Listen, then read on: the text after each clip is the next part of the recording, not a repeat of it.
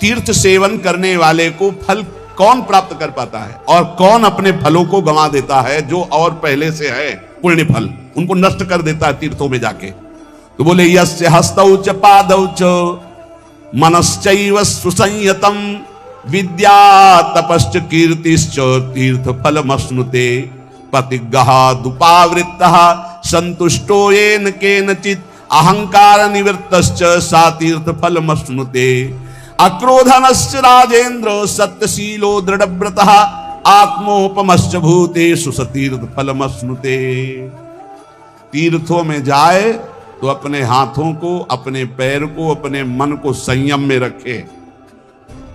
जो विद्वान, तपस्वी, गृहस्थ, विरक्त कोई भी हो, पहली बात तीर्थों में जाए तो अपने शरीर को संयम में रखे। पहला, कभी किसी तीर्थों में मैथुन धर्म का प्रयोग न करें। तुम्हारे गृहस्थ हो, घर है, परिवार है, तीर्थ गए हो, बहुत होश में जाओ। जैसे हरिद्वार, काशी, द्वारिकापुरी, ये ब्रज धाम, कहीं भी भगवान की कृपा से यदि जाना मिले तो पहला नियम ले लो कि हमको इन तीर्थों में ब्रह्मचर्य से रहना। 1 दिन, 2 दिन, 3 दिन, 4 दिन, जितने दिन तुम्हें रहना हो, ब्रह्मचर्य का पहला। दूसरा, कोई ऐसा कार्य तुम्हारे हाथ से न बन जाए। हाथ पैर अहंकार संभाल के तीर्थ में।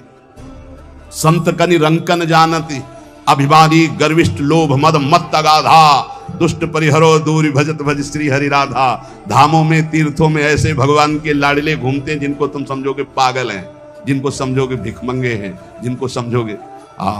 ये भूल कभी न करे तीर्थों में जाके किसी भिखारी, किसी पागल, किसी को कमजोर समझकर ये आप मार दें, पीट दें। पहली बात, किसी भी तीर्थ में जाकर मैथुन धर्म का प्रयोग न करें। गृहस्थ किसी भी तीर्थ में जाकर किसी को गरीब या भिक्षुक या भिखारी को समझ करके कि अरे ये तो ऐसे ही, कहीं आप उनकी अवहेलना न कर दें, उनके ऊपर हाथ ना उठा देने, सारे सुकृत चले जाएंगे। और कह रहे, जो तीर्थ सेवन का फल प्राप्त करता, तीर्थों में जो बटता हो उसे नहीं पाना चाहिए। प्रतिग्रह शून्य। अगर जैसे हलवा पूड़ी परिक्रमा में बट रहा है या कहीं बट रहा है, बोले ये प्रभु का प्रसाद है, आप ले लीजिए, प्रणाम करो। आपको ये नहीं कि दबा के हलवा पाए, परिक्रमा किए हो, आप आए हो गृहस्थी में। बिल्कुल आपको किनका नहीं लेना। किनका लेना है? राधा रमण जी के मंदिर में, राधा वल्लभ जी के मंदिर में, बिहारी जी के मंदिर में, वहां बट रहा है तो आप किनका ले लीजिए। रोड में बट रहा है, संसार में बट रहा है, ये सुकृत और पुण्य के लिए, ये प्रतिग्रह है, गृहस्थी को नहीं लेना चाहिए।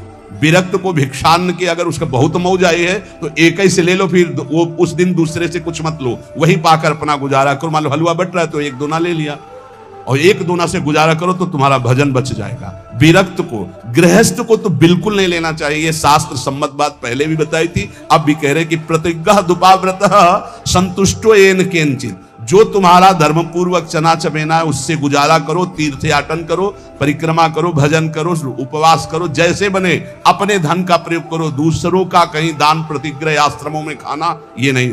अगर आश्रम में प्रसाद पाया, आपको लगता है मैं अगर ये प्रसाद पाता तो 100 रुपया लगते, तो वहां 110 रुपया वापस दो, क्योंकि बनाया भी है उन्होंने और पवाया भी है, तो इसलिए उनको 10 रुपया और ज्यादा दो। गृहस्थी में कभी किसी का प्रतिज्ञा तीर्थों में ना ले तो उसको तीर्थ का फल प्राप्त होता है।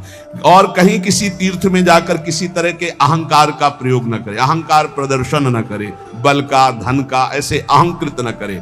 अगर तीर्थों का फल प्राप्त करना है तो अक्रोधनश्च राजेन्द्र सत्यशीलो दृढ़व्रतः आत्मोपमश्च भूतेषु सा तीर्थ फलमश्नुते।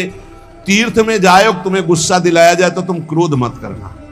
तो कह रहे हैं कि अक्रोधनश्च राजेन्द्र सत्यशीलो दृढ़व्रतः आत्मोपमश्च भूतेषु सा तीर्थ फलमश्नुते।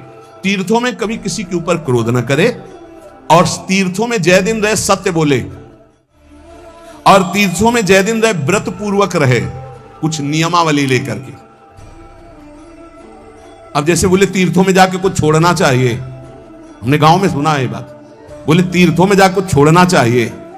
बोले हम तो फूल गोभी छोड़े आए, जिंदगी में फूल गोभी नहीं खाएंगे, ये कोई छोड़ना हुआ यार। बोले हम बैंगन छोड़े आए, हम लाल मिर्च छोड़े आए, ये कोई छोड़ना हुआ? काम क्रोध लोभ मोह मद मत्सर, सत्य बोलो, झूठ छोड़ो, निष्काम बनो, ये बातें तो है छोड़ने की। बैंगन छोड़ आए, भरता छोड़ आए, और ऐसे तीर्थ हमने सुना भाई, सुना पक्का। बोले हम बद्रीनारायण गए थे, बोले वहां कहा जाता है सब छोड़, कुछ न कुछ तो छोड़ना ही चाहिए। तो बोले जिंदगी भर के लिए फूल गोभी छोड़ आए, नहीं पाएंगे। ये कोई छोड़ेगा, वो फूल गोभी छोड़े से परम पद मिल जाएगा? अरे छोड़ना है तो बेईमानी छोड़ो, कपट छोड़ो, कि आज से मैं झूठ नहीं बोलूंगा, किसी के साथ बेईमानी नहीं करूंगा, पापाचरण नहीं करूंगा। तो कह रहे आत्मोपमश्च भूतेषु सतीर्थ फल मश्नुते, समस्त तीर्थ प्राणियों में, चाहे पशु चाहे पक्षी, आत्मवत भाव रखो। कोई पापाचरण तीर्थ में ना हो, किसी का दान तीर्थ में स्वीकार न करो, तीर्थों में व्रत रखो, क्रोधहीन व्यवहार हो, सत्यवादी बनो जितने दिन तीर्थों में, तो आपका तीर्थ फल सुरक्षित रहेगा। और जिसका तीर्थ फल सुरक्षित रहता है उसका अध्यात्म उठने लगता है, अध्यात्म भाव में उसका भाव उठने लगता है।